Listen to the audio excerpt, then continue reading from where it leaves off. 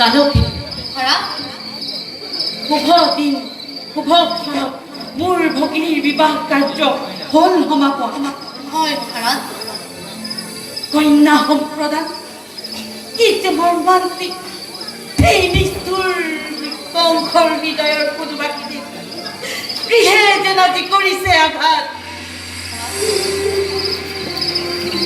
কালকেতু মহাৰাজ আছেনে প্ৰস্তুত হয় মোৰ হয় হস্তি প্ৰস্তুত মহাৰাজ।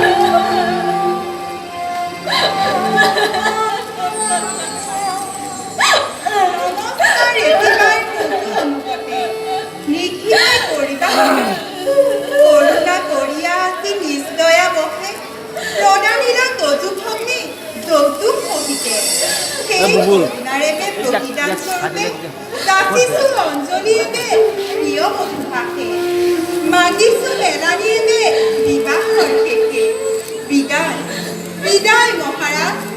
যাও আমি নিজ দেখে।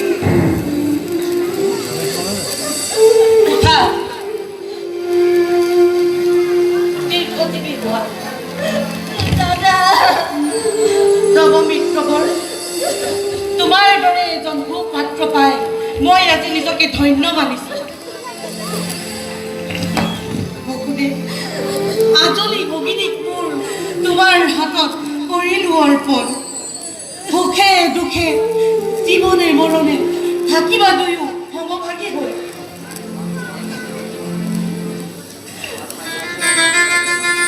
কালকেতু প্ৰস্তুত নহয় মোৰ হয় হস্তিগণ? প্ৰস্তুত মহাৰাজ। নাকানিবি আই, তোৰ চকুৰ চকুবালি সহ্য নহয় কদাপি।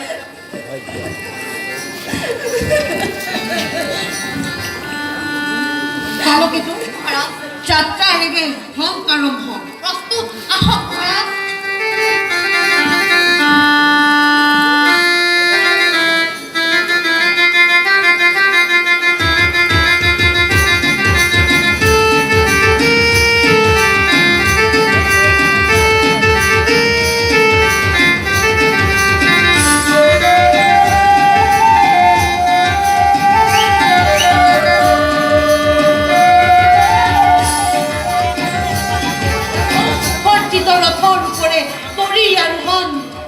যাত্ৰা কৰো মহা এই ভক্তৰ।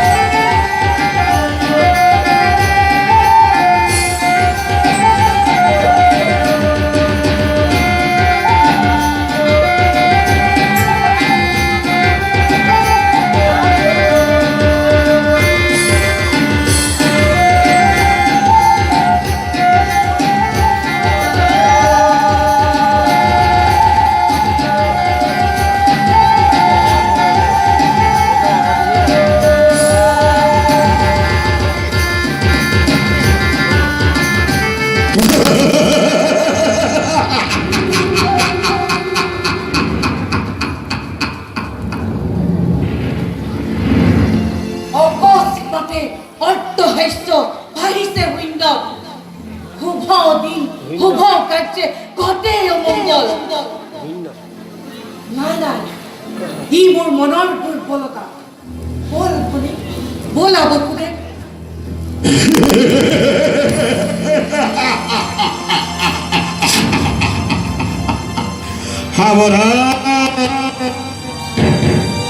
সাৱধান কংস, যি মহাসমাৰোহে আপোন পাহৰাত যি মূৰ্খ কংসতাই স্নেহৰ ভনীটোৰ দৈৱকীৰ দশম সন্তানে সংহাৰ কৰিব তোক অবলীলাক্ৰমে মোৰ দিনটোৰ দুৰন্ত সুৰ চমু চাপি আহে দিনে দিনে তাৰে আজি অপূৰ্ব সূচনা তাৰে আজি অপূৰ্ব সূচনা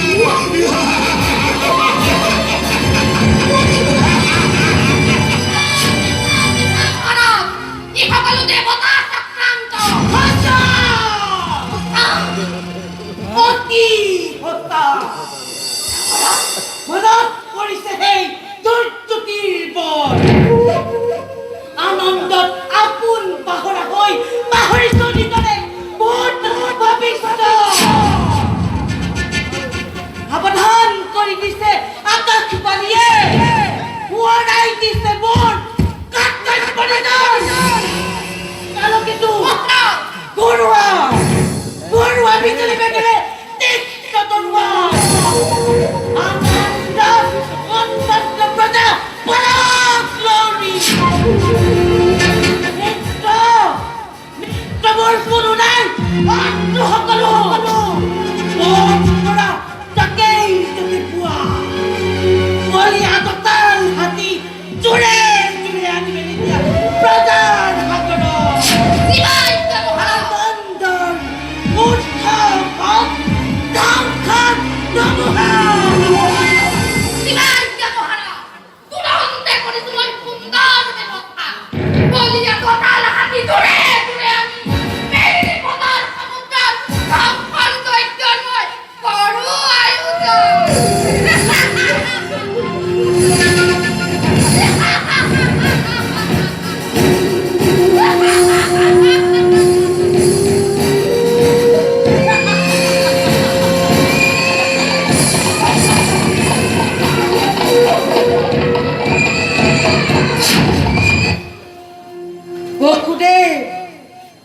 নতুন মিতিৰ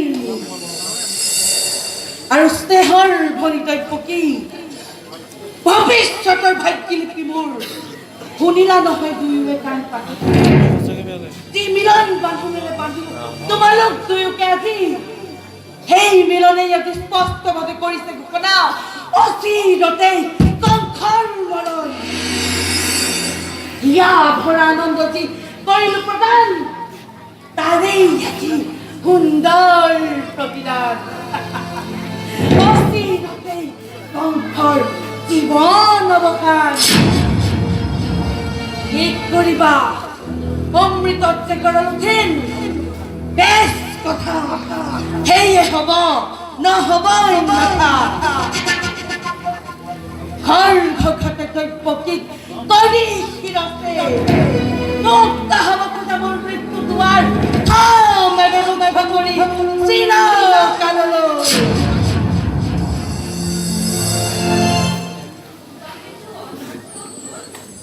ল'ব লাগে মৃত্যুদণ্ড আজি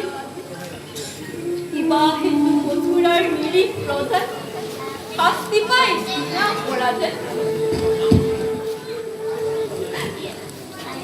ৰজা হৈ ৰাক্ষস মূৰ্তিৰে মানৱ নামত কিয় কলংক সাজিছা দাদা বিকাশী নাই তোৰ কোনো অপৰাধ অপৰাধী নোহে কোনোৱে মথুৰাৰ প্ৰজা যত মানে অপৰাধ এই কংসৰ নে কি কোৱা বসুদেৱ কোনে কৰে কিবা অপৰাধ ক'বলৈ কিবা আছে মোৰ ক'লে জানো শুনিবা কথা ৰজাজনী সৰ্বশক্তিমান সকলো কৰিব পৰা নিজ ইচ্ছামতে সঁচা হওক মিছা হওক ন্যায় বা অন্যায় সবাৰো বিধান হয় ইচ্ছাতে তোমাৰ সেই গৰ্বতে গৰ্বিত আজি তোমাৰ শিৰে সিমান্তি ৰম্ভিছে হত্যা কৰি ভগিনী নিজক তুমি মৰণকো ৰুধিব খুজিছা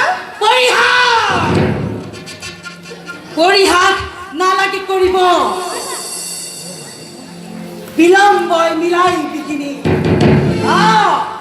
তোমাৰ কথাই সঁচা ৰজা মই যেনে ইচ্ছা তেনে দৈৱকী কৰিম সংসাৰ তাৰ শশী গর্ভজা অষ্টম সন্তানে কি করে করে এই সংখ্যক নিধন হাজু হাতি খাসি মৃত্যু দণ্ডাত কেউ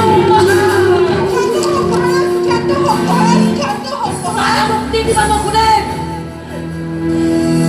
বাধাতেও নিদিবা দেব দাদা সাজু আছো প্ৰত্যেক মুহূৰ্ততে কিন্তু দাদা ধৰক জানিবা বীৰ তুমি সৰ্বশক্তিমান তথাপিতো দেখা পাই সন্মুখত আগন্তুক মৰণৰ স্বপ্ন প্ৰহেলিকা জীৱা দৰে কপিতা ভলত এই দৈৱকীয়ে মৃত্যুৰ নামত বিচলিত নহয় তেনোৱা হয় যদি মৃত্যু মোৰ স্বামীৰ আগত তুমিহে মহাবীৰ জ্যেষ্ঠৰ হাতত দেৱতাৰ দানধুলিতা হাঁহি কৰি গ্ৰহণ এনে কাৰ্য অতি অশুভ নাৰী হত্যা ভগিনী হত্যাৰে কলংকৰ কালিমা সানি ক্ষত্ৰিয়সী বিনা প্ৰয়োজনে ৰঞ্জিত কৰিবা ঘৰত এনে কাম কৰা যদিচ্ছাটো তুমি যুগে যুগে জগতত বীৰৰ সমাজে শতমুখে কৰিব গঞ্জনা নলব তোমাৰ নাম লাজতে ঘৃণাতে লাজতে ঘৃণাতে আৰু তাৰে ভয়ত হাত পুহি গাখীৰ খুৱাই এই সংশয় জগতত বীৰ বুলি দিৱস পৰিচয় বঢ়িয়া তোমাৰ যুক্তি উচ্চ হিতাকাংক্ষীবোৰ তুমি বসুদেৱ তাৰো আছে সহজ উপায় হয় মহাৰাজ দৈৱকীও জীয়াই থাকিব তোমাৰো ৰজা একোকে অনিষ্ট নহ'ব মই কৰ জোৰে কৰিছোঁ মিনতি দিয়া মোক দৈৱকীৰ প্ৰাণ ভিক্ষা দান তাৰ পৰিৱৰ্তে মহাৰাজ দৈৱকীৰ গৰ্ভজাত সকলো সন্তান যি মুহূৰ্ততে ভূমিষ্ঠ হ'ব এটি কয় আনি তোমাৰ হাতত হত্যা কৰি সিহঁতক ভবা তুমি নিষ্কণ্ঠ চিৰদিনত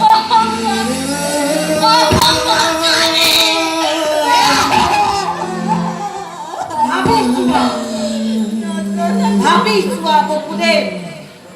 পাৰিবানে প্ৰতিজ্ঞা পালিব পাৰিবানে বিসৰ্জিব নিজ সন্তানৰ স্নেহ যদি পাৰা নাই মোৰ অলপো আপত্তি তোমালৈ চাই দিব পাৰোঁ মুক্তি দৈৱকীক শক্তিধৰ নৰপতি ৰজা আমি আশ্ৰিত আমাৰ পৰা প্ৰবল শক্তিৰে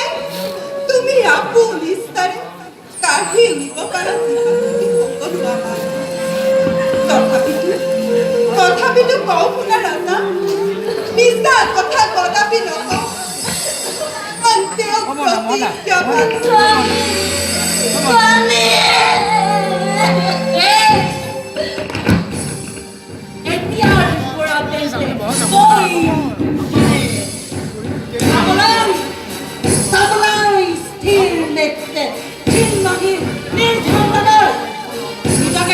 প্ৰস্তুত